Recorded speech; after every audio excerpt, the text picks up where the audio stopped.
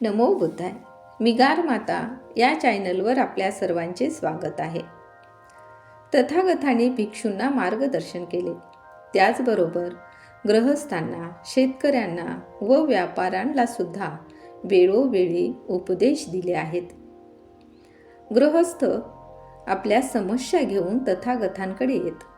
त्यांना उपदेश करताना तथागतांनी सांगितले आहे की गरिबी, दारिद्र्य हे दुःख आहे.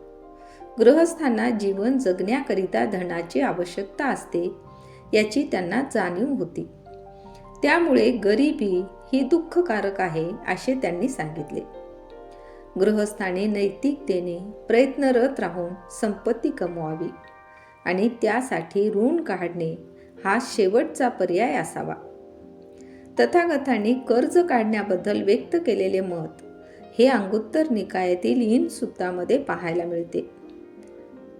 ऋण घेताना व्यक्ती व्याज देण्याचे कबूल करतो. ऋणाबरोबर व्याजही दुःखकारक ठरते. घेतलेले पैसे परत न करता आल्याने त्याला अपमानाला सामोरे जावे लागते. या उलट आपण कोणाचे काही देणे लागत नाही या विचाराने व्यक्तीला जे सुख प्राप्त होते त्याला बुद्धाने अन्योन्य सुख असे म्हटले आहे.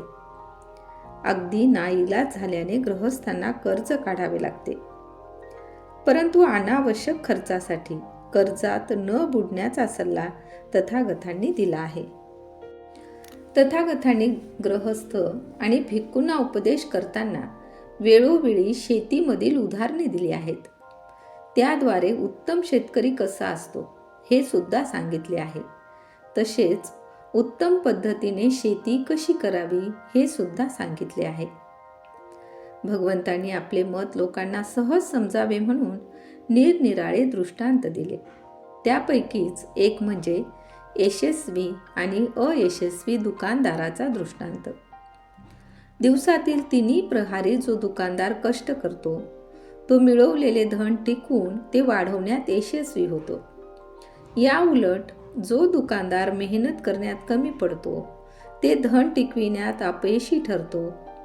अमुक माल एवढ्या किमतीला खरेदी केला, असा विकला, त्यासाठी गुंतवलेले मूळ भांडवल एवढे आणि यातून होणारा फायदा इतका आहे हे जाणणारा दुकानदार डोळस म्हटला जातो. तो बायका पोरांना पोचण्यास समर्थ असतो आणि वेळोवेळी घेतलेला पैसा परत करून समाजातील मोठ्या लोकांचे पाठबळ मिळवतो असे तथागतांनी सांगितले. दुकानदार, व्यापार हा विषय निघालाच आहे तर अनाथ पिंडिकांची आठवण कशी येणार नाही. तथागत सम्यक संबुद्धाला थांबवण्यासाठी जमीन विकत घेण्यासाठी अनाथ पिंडिकाने पूर्ण बागेमध्ये सोन्याच्या मोहरा पसरविल्या होत्या. ही गोष्ट तुम्हाला माहीत आहे. एवढा श्रीमंत माणूस बुद्धाच्या संपर्कात आला आणि त्याला सर्वस्व त्यागून भिक्खू होण्याची इच्छा उत्पन्न झाली. परंतु तथागताने त्याला भिक्खू होऊ दिले नाही. तसे करताना त्याने सांगितले की अनाथ पिंडिक, तुझ्यासारख्या श्रीमंत आणि चारित्र्यवान गृहस्थाची समाजाला आवश्यकता आहे. तू गृहस्थ जीवनात राहून समाजासाठी मोठे कार्य करू शकतोस. तेव्हा तू गृहस्थच राहणे योग्य आहे. मित्रांनो, वरील सर्व उदाहरणातून हे स्पष्ट होते की तथागतांनी गरिबी आणि दारिद्र्य यांचा नेहमीच विरोध केला.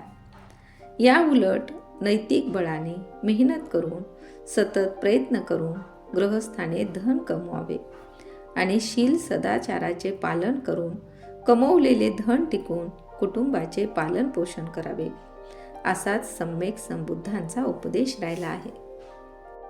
तर कशी वाटली ही माहिती? ही माहिती आवडल्यास लाईक, शेअर करा, ज्याने यूट्यूब ही माहिती अधिकाधिक लोकांपर्यंत पोहोचवेल. आणि आमच्या चॅनलला सबस्क्राईब करायला विसरू नका. धन्यवाद.